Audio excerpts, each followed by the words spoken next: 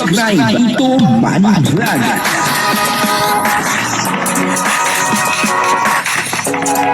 Payagan po si Tito Manny Vlog na mag-reactor para pambiling gamot sa kanya pong karamdaman. Hindi po, yung bibigay po tayo ng konting reaksyon dito po kay Kalingap Mikoy, kasi ang sabi ay may humahunting daw po dito kay Kalingap Mikoy. Sino po kaya itong humahunting kay Kalingap Mikoy? Siguro ay magandang chicks, o kaya naman ay baka mangungutang kay Kalingap Mikoy. At dyan na nga, sa ngayon ay marami pa pong umaasa, na pagdating daw po ng panahon ay muling ibabalik itong Mikris. Bagamat sinabi na ni Kalingap Rab at ni Kalingap Mikoy na wala na nga pong Mikris at wala na pong pagdating ng panahon. Pero marami pa rin po ang umaasa, na talagang pagdating po ng panahon ay muling magkakalab team.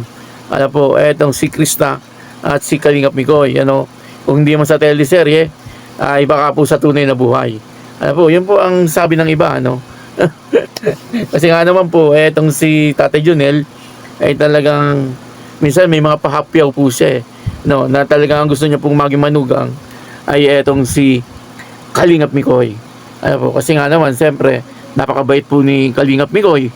At talagang halos nakikalingap Mikoy na din lahat mapagmahal, mabait, pogi, at ang isa pa ay matulungin, maasikaso din sa buhay. Yun po ang maganda kasi sa isang lalaki. At marespeto, marespeto daw itong si Kalingap Mikoy, lalo na pagdating po sa matatanda. Kaya nagugustuhan din po talaga ni Tatay Junel itong si Kalingap Mikoy. Kaya marami po ang parang umaasa, na pagdating po ng panahon ay baka itong dalawa ang maging alam nyo na, siguro magjowa, gano'n, pero yun naman po ay walang kasiguruhan. Yung iba ay talagang hindi bumibitaw, na yun na nga, na muling magkakaroon ng Mikris. Papanoorin po natin yung video, at ito yung sinabi kung sino po yung humahunting kay Kalingap Mikoy. At siyempre bibigyan po natin yan ng kaunting reaction. Pero bago po yan, ako muna po ay bumabati sa inyong lahat ng magandang umaga, magandang tanghali at magandang gabi sa inyong lahat, mga kapatid. Saan man kayo ng panig ng mundo naroon ngayon, ay mag-iingat kayo palagi at pagpalain kayo ng ating Panginoon. Maraming salamat din po sa patuloy na tumatangkilik sa aking YouTube channel at nanonood sa aking video reaction. Patuloy lang po natin suportahan sila Kuya Bal Santos Matubang, Kalingap Rab at Edna Vlog, Jack Tapia at yung mga kasama ko pong reactor sa Kalingap. Ganun din po yung mga charity vlogger na Kalingap partner. Ito po yung video, na kung saan ay sinabi po dito kung sino po yung humahunting kay Kalingap Mikoy. Naorin po natin yung video at ang kabuuan po ng video ito ay mapapanood po natin sa YouTube channel ni Kalingap Mikoy. Ayun, patuloy lang po natin suportahan etong si Kalingap Mikoy. At kapag tayo nanonood ng kanyang video, ay wag po natin skip yung ads, sapagkat kapag hindi po natin skip yung ads ay napakalaking tulong din po noon kay Kalingap Mikoy. Ito po yung video, panoorin po natin. May aswang pa lang, may aswang na naghahunting sa akin. Pambihira yan. Kakahiya naman, baka bigla akong kagatin. Okay na. Anong oras na? Alas 10. At least.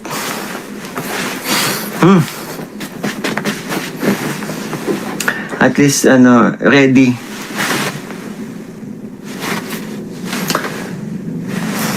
Parang kulang pa. Ay, joke lang.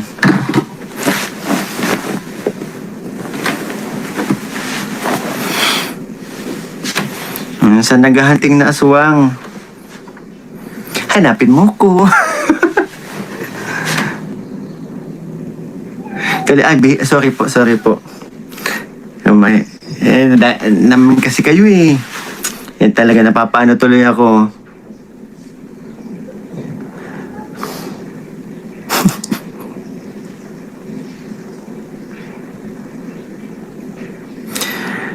Babe, sorry po, behave pala ako. Pambihira naman, oh.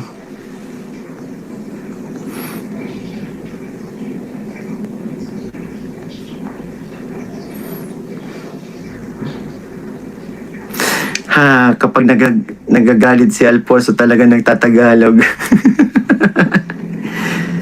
Lamok. Yung nagpapalit anyo, so lamok muna pala ulit. 12 daw ng gabi. Kaya. So far, goods pa naman. Mabango pa naman, naligo tayo ng hapon nagsimba tayo. So, tsaka mabango yung ban. Okay, goods na. Ready na. Ready nang makagat.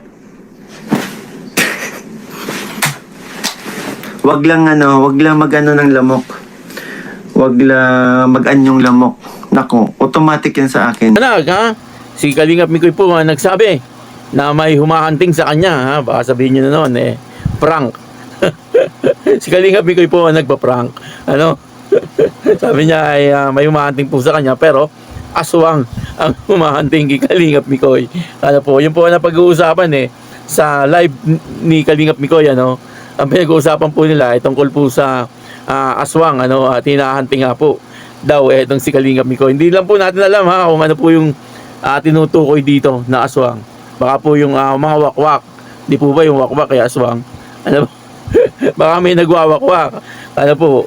At yun na, ano, nakikita po natin sa panahon ngayon ay talagang masaya naman si Kalingap Mikoy, ano, bagamat nawala na po yung love team niya, pero nandun pa rin, ano po, yung suporta sa kanya ng mga taga Mikris, ano, talagang hindi po siya iniwan, ano, katunayan nga po niyan ay may mga pabahay na rin si Kalingap Mikoy, ano po, yung una ay doon po kay Lola, ano, yung doon po sa matanda, ano po, napabahayan niya po yun, at ang pangalawa dito kay La Jovi, ano, nakita po natin tapos na, ano, kulang na lang po ay kuryente, ano po, kaya natutuwa po tayo, ano, nagiging matagumpay, ano po, ang pagiging charity vlogger ni Kalingap Mikoy, ano po, at talagang marami din po ang sumusuporta dito kay Kalingap Mikoy, ano po, at hindi rin po siya iniiwan ng kanyang mga sponsor, ano po, kaya patuloy lang po natin suportahan, ano po, etong si Kalingap Mikoy, ano po, at nakikita naman po natin na talagang nasa puso niya rin po ang pagtulong, ano po, at tayo po ay natutuwa, ano, sapagkat